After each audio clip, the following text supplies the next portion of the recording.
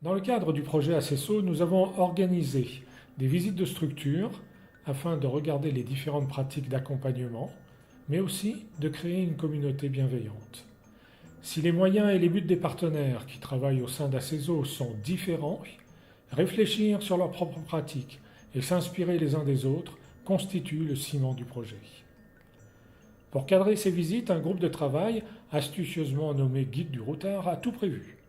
Les structures visitées doivent présenter des situations précises de personnes qui ont bénéficié de leurs actions d'accompagnement.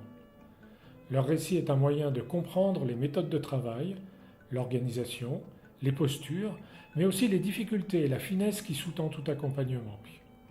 Les visiteurs, eux, sont invités à s'étonner. Leurs comptes rendus ne sont pas classiques, mais ce sont des notes d'étonnement. Qu'est-ce qui vous touche? Qu'est-ce qui vous intéresse? Qu'est-ce qui vous étonne? Ces notes et tout le travail autour des visites, menés par des personnes qui elles-mêmes font de l'accompagnement, contribuent à la réflexion commune, à faire vivre la communauté à ses eaux et probablement à changer les pratiques. L'évaluation nous le dira. Voici quelques extraits volontairement anonymisés de ces notes d'étonnement.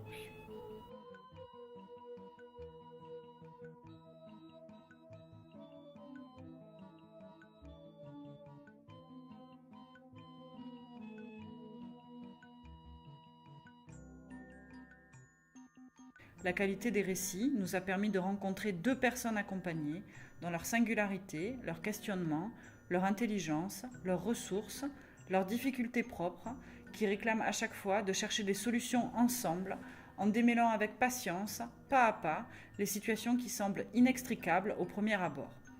J'ai vécu ces deux récits comme la démonstration de l'accompagnement.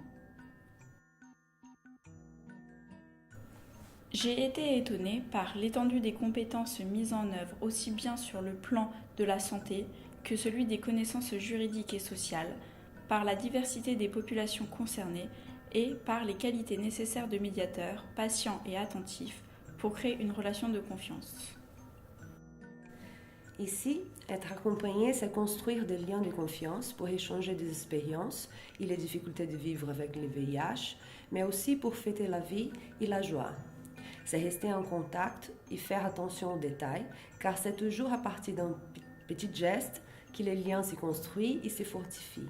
La façon de recevoir la personne, de la regarder, de la faire sentir à l'aise pour parler, c'est là que commence une bonne relation. On est ici loin de l'uniformisation des choses.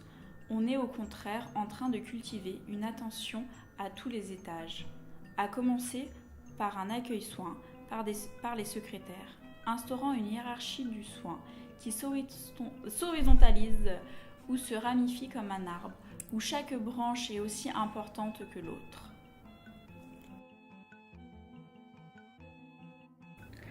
Le fait que cela fonctionne dans un hôpital m'a étonnée.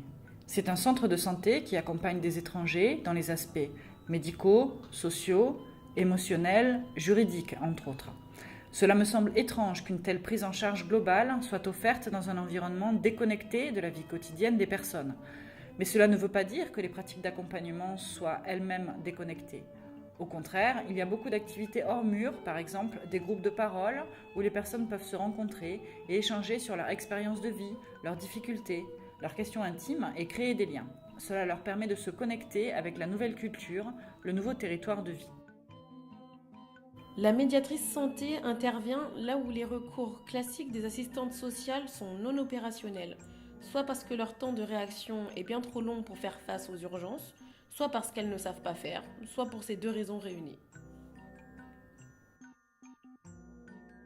J'ai été intéressée par le recul pour penser et représenter la vie avec la maladie d'une façon plus positive, constructive et joyeuse que celle du domaine médical. La création d'un contrepoison pour apporter du soutien aux personnes concernées.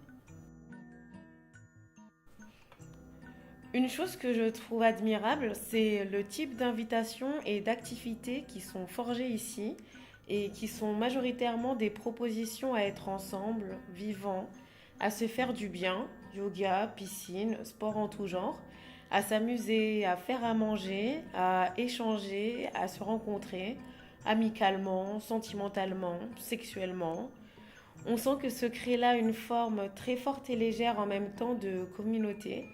Et en parallèle de ces activités ramifiées à cette joie, il y a l'accompagnement, davantage social des parcours et des difficultés des gens, et tout cela s'interpénètre comme dans la vie elle-même, où les choses ne sont jamais rangées dans des compartiments.